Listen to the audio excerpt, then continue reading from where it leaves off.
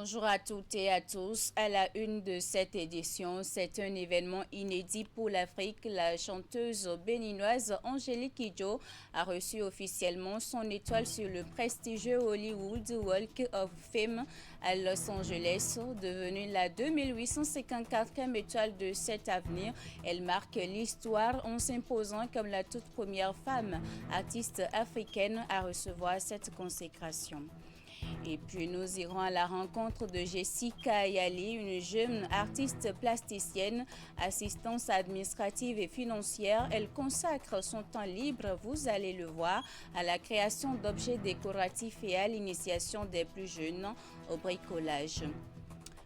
Et puis en sport, Marcelin Bokovet s'apprête à prendre la gouvernance du football béninois, ingénieur de formation, membre du comité exécutif de la FBF et représentant du Bénin au sein des instances de la CAF et de la FIFA. Découvrez dans ce journal le parcours, l'expérience et les valeurs de l'homme de conviction engagé pour l'avenir du football béninois. Voilà pour vous le sommaire de cette édition. Restez avec nous pour la suite. Le continent africain vit cela pour la toute première fois. La chanteuse béninoise Angélique Kidjo a reçu hier sa propre étoile sur le célèbre Hollywood Walk of Fame à Los Angeles. La cérémonie s'est tenue au 7011 Hollywood Boulevard en présence de représentants de l'État béninois. Esther Tofa nous en parle dans ce récit.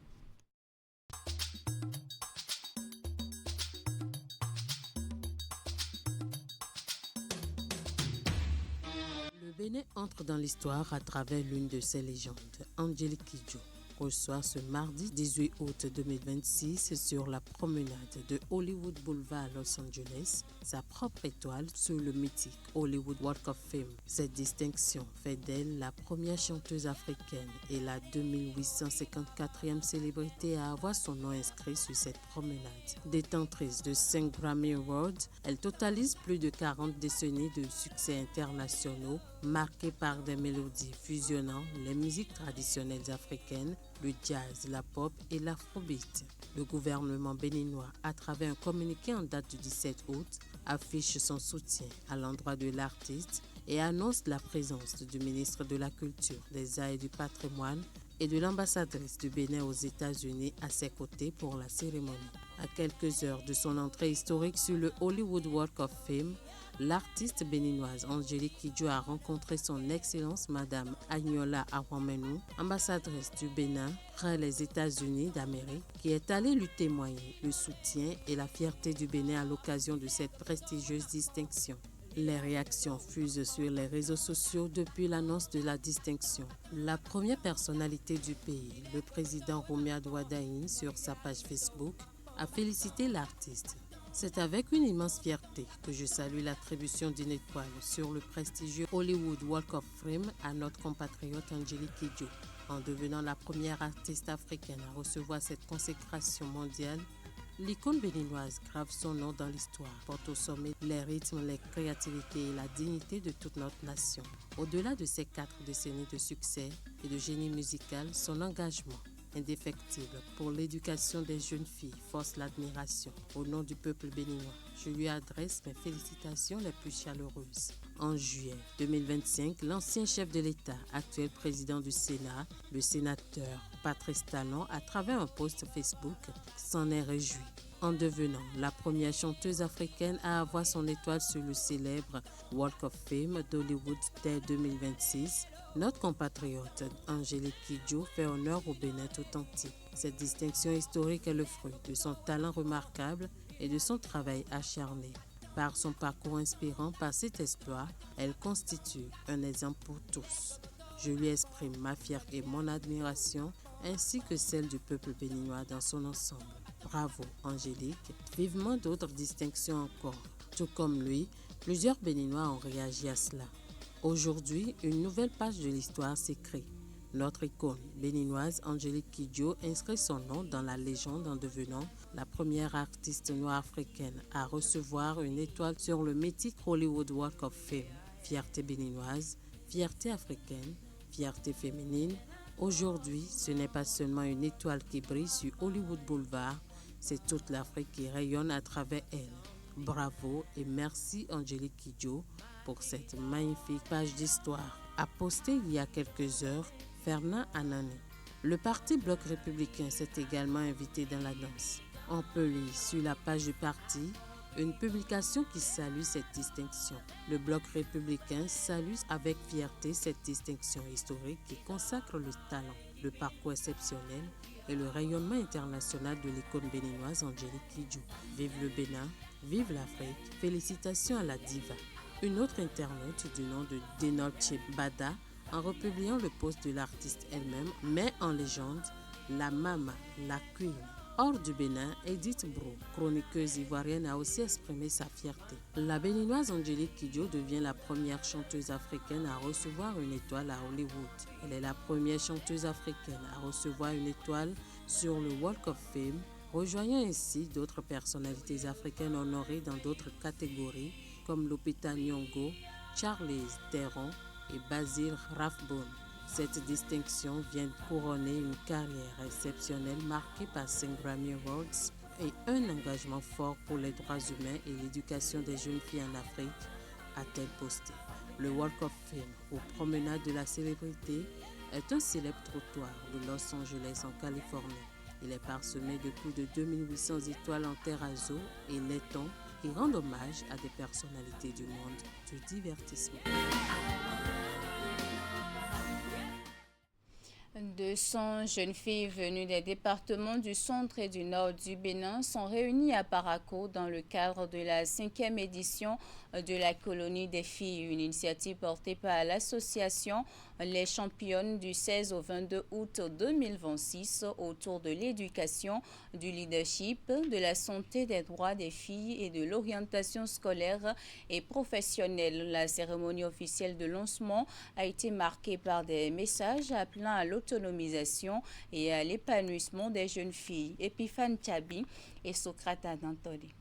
200 jeunes filles venues de la Libouri, de la Takura, du Borgou, des collines et de la Donga prennent part à cette 5e édition de la colonie des filles, organisée par l'association Les Championnes. Pendant une semaine, les participantes prendront part à diverses activités axées notamment sur l'éducation, le leadership, la santé, les droits des filles ainsi que l'orientation scolaire et professionnelle. Durant cette semaine, vous participerez à des activités consacrées notamment au leadership, aux droits des filles, à la santé, à l'orientation scolaire et professionnelle, à l'entrepreneuriat, au numérique, à la citoyenneté, à la protection de l'environnement et à la culture de la paix.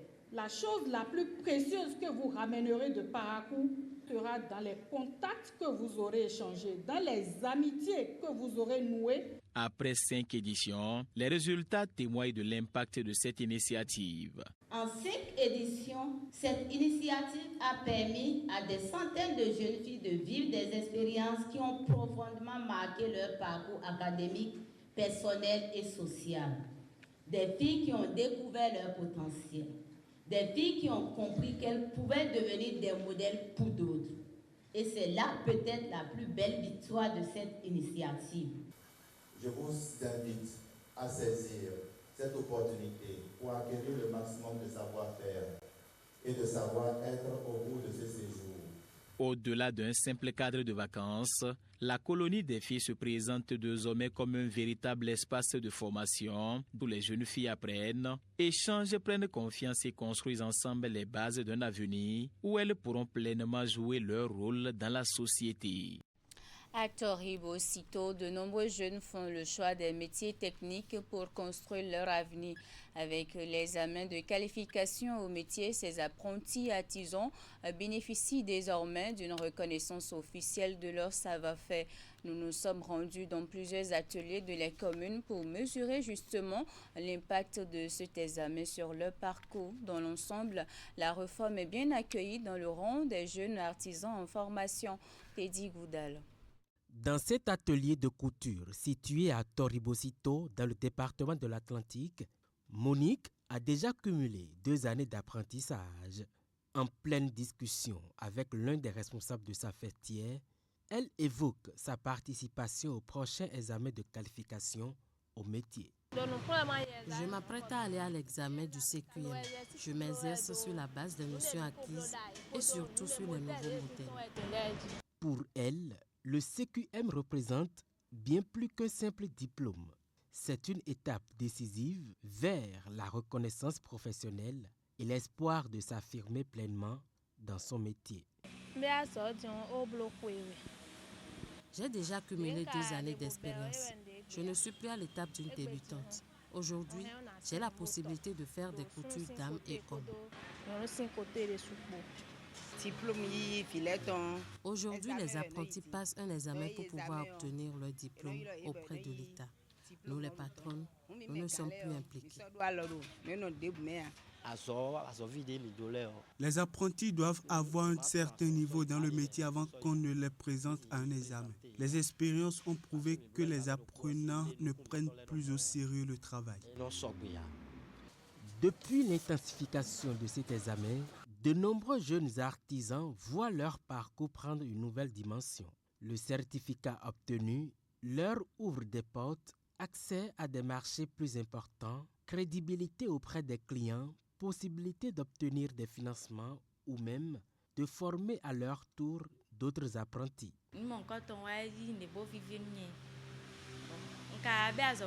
Le CQM est une fierté pour moi.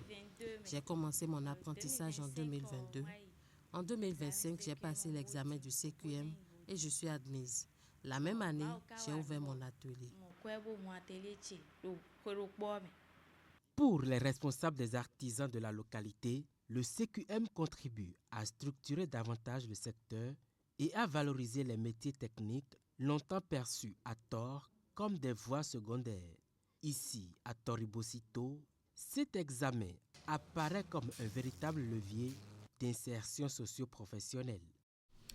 Direction Ouida, la ville historique du Bénin, où l'une de nos équipes s'est rendue pour redécouvrir l'un des points douloureux de la traite négrière, le parcours des esclaves. Quel est le point de commencement du supplice de nos ancêtres embarqués dans cette aventure obscure et quelles sont les différentes étapes jusqu'à leur départ pour une destination inconnue?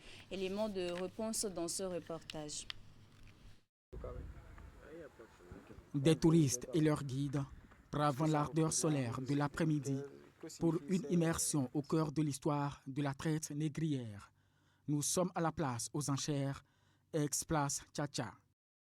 Des histoires douloureuses, beaucoup de tristesse, mais ça a été, je trouve, bien réapproprié par les Béninois pour tirer le maximum de cette époque. Voilà. Je pense qu'elle ne ressemble pas à ce qu'elle ressemblait à l'époque, mais en tout cas, elle a bien été retapée et l'arbre au milieu est très beau. En effet, première étape de leur sombre itinéraire, ce site a été jadis la plaque tournante du commerce des esclaves. Donc c'est ici que se tenaient les enchères publiques. Quand on amenait les esclaves des collines, d'Abomey, de Savalo, de Dassa, de Kétou, de Banté, c'est ici on les amenait. Et on les amenait en file indienne, enchaînés, sous le coup de fouet. Et quand ils viennent ici, c'est à ce lieu que se tenaient les enchères publiques. En dehors de cet arbre, planté pour remplacer ce qui était le grand arbre du site, effondré en 2024 au même endroit, ces jarres renversées méthodiquement alignées représentent la principale attraction ici. Moi, je peux les comparer à notre tradition qui nous permet aussi de préserver les mémoires de nos maisons, les mémoires liées à la traite négrière. Marqués au fer, les esclaves sont ensuite conduits devant l'arbre de l'oubli, dont ils font le tour 9 fois pour les hommes et 7 fois pour les femmes. Ils font ces différents tours pour oublier leur culture, leur tradition, leurs racines et perdre tout repère géographique pouvant leur permettre de retrouver le chemin de leur maison, de retrouver le chemin de leur terre natale. S'en suivront les étapes de la case Zoumaï, théâtre de violence et d'horreur à Sumbodi, de l'arbre du retour, puis celle de la porte du non-retour. Cette dernière est le point de départ pour le continent américain. Le bateau négrier nouvellement construit par le gouvernement est un rappel puissant de cette traite des fils et filles du Bénin. Vivre votre raison d'être spirituelle, c'est le thème du congrès EC régional. En prélude à l'événement, une conférence de presse a été animée hier, occasion d'expliquer aux professionnels des médias l'importance du thème choisi pour ce congrès régional et surtout ce que les participants gagneraient à rallier à Bomé-Calavi les 21, 22 et 23 août 2026. Ulrich Gab. Au-delà de nos carrières et de nos responsabilités quotidiennes, existe-t-il une raison d'être plus profonde? C'est autour de ce questionnement que s'ouvre ce vendredi 21 août 2026 le congrès EC régional de l'aventure de l'âme au Bénin. Beaucoup de gens pensent, à tort, que la raison de notre vie ici-bas est de manger, de faire des enfants, de gagner sa vie, de gagner de l'argent. Notre présence ici-bas a une raison spirituelle. Parce que la vie matérielle est normalement une conséquence de la vie spirituelle. Face à la presse, le conférencier principal de l'événement, fort de plus de 49 ans de pratique spirituelle, met l'accent sur l'amour et le respect des lois spirituelles. Et Kanka insiste beaucoup sur ce fait-là, que en donnant, nous grandissons en conscience. Et le congrès EC de l'aventure de l'âme, avec les causeries, les ateliers, les diverses autres activités auxquelles les personnes vont participer, va donner à chacun l'occasion de réaliser qu'il est plus que ce qu'il croit être. Pour les organisateurs, l'objectif est d'offrir aux participants un espace d'échange sincère fondé sur les enseignements EC. Beaucoup de personnes qui ne se connaissaient pas en tant qu'âme vont découvrir leur véritable raison de vivre. Placés sous la supervision spirituelle de Sri Dokonen, Mahanta et maître EC vivant, chef spirituel des Kankar, ces 3 jours de congrès s'articuleront autour de diverses sessions thématiques adaptées à toutes les tranches d'âge. Une opportunité pour tous les chercheurs et amoureux de la vérité de découvrir la voie de la liberté spirituelle. Je vous l'annonçais en titre de simples perles, des morceaux de tissu et beaucoup d'imagination. Jessica Yali fait de l'artisanat un terrain d'expression et de transmission. Assistante administrative et financière, elle consacre son temps libre à la création d'objets décoratifs et à l'initiation des plus jeunes au bricolage. Une manière pour cette jeune artiste plasticienne de faire vivre sa passion tout en encourageant les enfants à développer leur créativité. Brice Deogracias Menaï et Rachidi Soubéo. Des perles qui se transforment en objets de décoration, des tissus qui prennent vie. Bienvenue dans l'univers créatif de Jessica Ayaye alias Ayayes. Je réalise vraiment beaucoup de choses que je peux rassembler dans la décoration d'intérieur et la réalisation des œuvres d'art. Beaucoup axés sur la décoration, tels que les tableaux, spécifiquement les tableaux décoratifs en perles. Tableaux très symboliques qui représentent généralement la carte de l'Afrique, la carte du Bénin et les animaux, enfin tout, les portraits, voilà. Et je réalise aussi des coussins décoratifs. Donc à part les coussins décoratifs, je fais aussi des chapeaux que je décore avec les perles et je fais des sacs, je fais des tabliers de cuisine, voilà. Par rapport à la décoration d'intérieur, je fais des ensembles de tables composés de napperons de table. Bref, vous l'aurez compris, Ayayes touche à un peu de tout dans le domaine de la décoration intérieure. Chez cette artiste plasticienne, la trentaine, la création est d'abord une passion née dès l'enfance et qui au fil des années s'est transformée en véritable espace d'expression. C'est en 2011 que j'ai voulu faire développer ça. J'ai eu l'idée de fabriquer des masques en pelle, des figures, voilà, des figures en pelle sur du tissu, voilà. Et c'est comme ça qu'on m'a donné l'idée de faire valoriser ça en commercialisant. Quand j'étais petite, les parents, les vieillards m'ont même offert un coffret de pelle, voilà. Et je faisais différents colliers, bracelets, boucles d'oreilles. Lorsque le collier s'abîmait dans la maison, c'est moi qui ai arrangé. Malgré un contexte où les produits de l'artisanat béninois peinent encore à trouver suffisamment de débouchés, Jessica n'abandonne pas. En sport, la relève sportive béninoise a rendez-vous à Abomey du 22 au 29 août prochain. Le stade Goro accueille la Ligue nationale scolaire, une compétition qui mettra aux prises les meilleurs jeunes talents des 12 départements, dont 5 disciplines sportives. Le tirage au sort s'est déroulé hier à Cotonou en présence de plusieurs autorités sportives. Reportage. Le coup. Les 12 départements du Bénin connaissent désormais leur adversaire pour la Ligue nationale scolaire prévue du 22 au 29 août au stade Goro d'Abomey. À la différence du championnat scolaire, cette compétition réunit les meilleurs jeunes talents issus des départements. Une véritable vitrine de détection destinée à alimenter les différentes catégories d'âge des sélections nationales. Si nous arrivons à organiser ces compétitions-là, c'est pour mettre plus les enfants en compétition, en jambes, et pouvoir avoir une équipe nationale scolaire, d'accord, dans chaque discipline, et pouvoir représenter nos pays dans les compétitions régionales, les compétitions internationales. Ça veut dire quoi? Il y a des gens qui sont dans le circuit scolaire, qui participent au championnat scolaire. Il y a ceux qui ne participent pas au championnat scolaire, mais qui sont des jeunes couturiers ou jeunes tailleurs ou déscolarisés qui ont fait leur compétition dans lesquelles on les détecte. Pendant une semaine, 5 disciplines seront sous les projecteurs.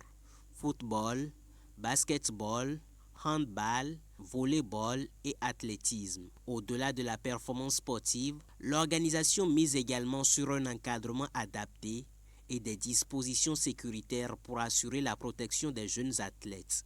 Les marraines, comme leur nom l'indique, sont là pour protéger ces enfants, pour les accompagner. Donc, si vos enfants vous ont quitté, sachez qu'ils sont dans de bonnes mains. Pour ce qui est des garçons, il y a les coachs qui sont déjà comme des tuteurs, qui sont comme les protecteurs de ces jeunes-là. Donc là, les parents n'ont pas de quoi à s'inquiéter. Du 22 au 29 août, Abomey devient ainsi le théâtre d'une nouvelle bataille sportive, celle où les talents d'aujourd'hui tenteront de décrocher leur place parmi l'élite sportive béninoise de demain. Toujours en sport, dans les tout prochains jours, les acteurs du football béninois vont procéder au renouvellement du bureau exécutif de la Fédération béninoise de football. L'Assemblée générale élective est prévue pour le 25 août 2026 et il n'y a qu'une seule liste de candidatures enregistrée et validée par la commission électorale. Il s'agit de Ensemble Visons plus haut, porté par Marcelin Bokovin. Que retenir véritablement du parcours de l'homme qui s'apprête à diriger le football béninois? Suivez plutôt. Il est resté dans la maison tel un enfant docile. Dans l'ombre des résultats du travail acharné, Marcelin Bokovin a su tracer son chemin au plan national comme au sein des instances internationales et aujourd'hui il lève la main pour servir, consolider et ouvrir de nouveaux horizons au football béninois. Pour nous autres qui avons travaillé avec ses côtés, de dire que c'est un homme qui a le sens d'écoute. Quand vous allez le voir pour un dossier, il vous écoute. Il a envie de savoir ce que vous pensez d'abord. Après, il vous dit, lui, sa perception. Pour lui, il faut rassembler. Un rassembleur. C'est un homme de terrain. Marcelin Bokovin est ingénieur génie civil. Il a travaillé dans diverses entreprises au Bénin, notamment l'agence d'exécution des travaux urbains. Ayant occupé le poste de directeur général adjoint de l'AGETUR, il a eu le privilège de piloter de nombreux projets d'infrastructures publiques, dont les voiries urbaines, d'assainissement et de plusieurs infrastructures socio-communautaires. Plusieurs chantiers qui ont façonné le visage de nos villes et qui accordent du crédit à sa capacité à piloter des projets complexes dans le respect des normes. Au-delà du cadre professionnel dans le monde du football, il porte depuis 2011 la casquette de fondateur et président de l'équipe d'Asfo, club de première division depuis sa création. Il a par ailleurs été réélu en juillet 2026 président du club pour un nouveau mandat de 4 ans. Une confiance renouvelée en celui qui a fait de l'équipe une structure stable, compétitive et respectée au-delà des titres. Sous son leadership, l'équipe de l'Asfo est devenue une référence dans la vallée.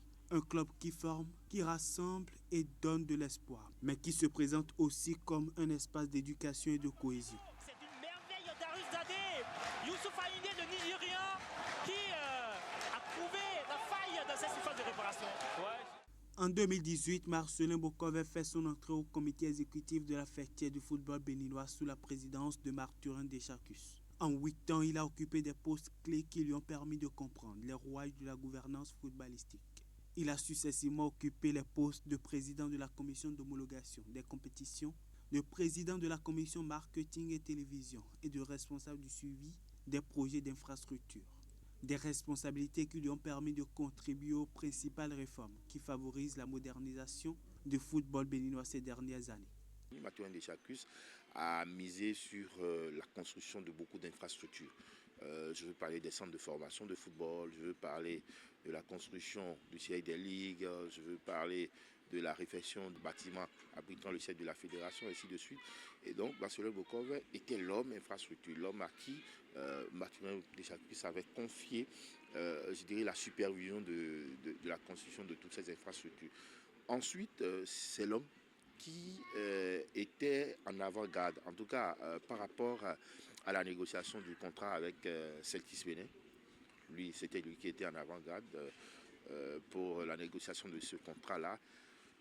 Le contrat avec Wanis Betty, c'était toujours lui. Donc en gros, c'est l'homme qui a su apporter un dynamisme aux actions du président Marturin. Bien au-delà des frontières nationales, Marcelin Bokove porte aussi la voix du Bénin dans les instances continentales et mondiales.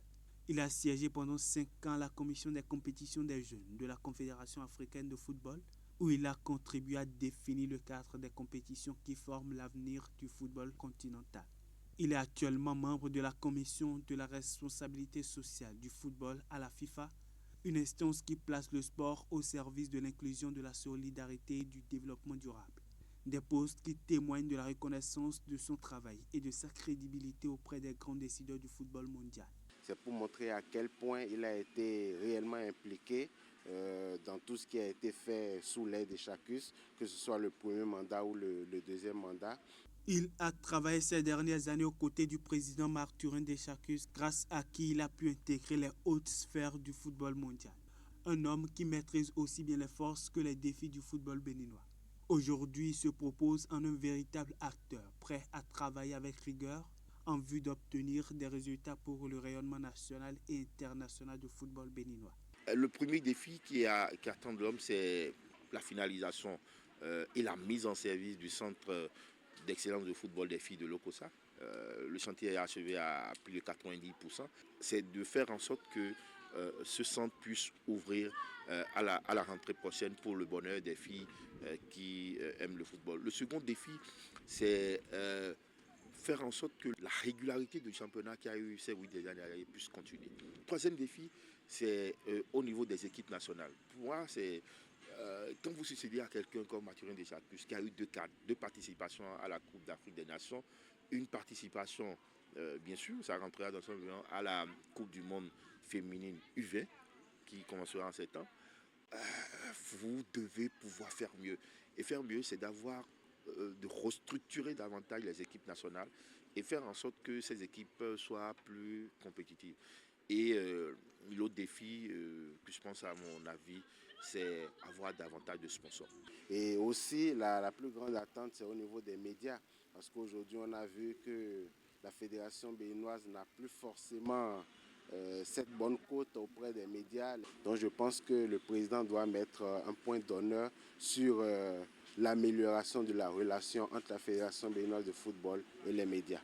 Les défis sont grands et de divers ordres. Bien conscient de cela, Marcelin Bokove ne promet pas la lune, mais vient avec une vision qui repose sur la formation, le renforcement du professionnalisme et la transparence. C'est la fin de ce journal. Merci pour votre aimable attention. À 16h, votre bulletin d'information. À 19h30, la grande édition de la soirée. Portez-vous bien. Au revoir.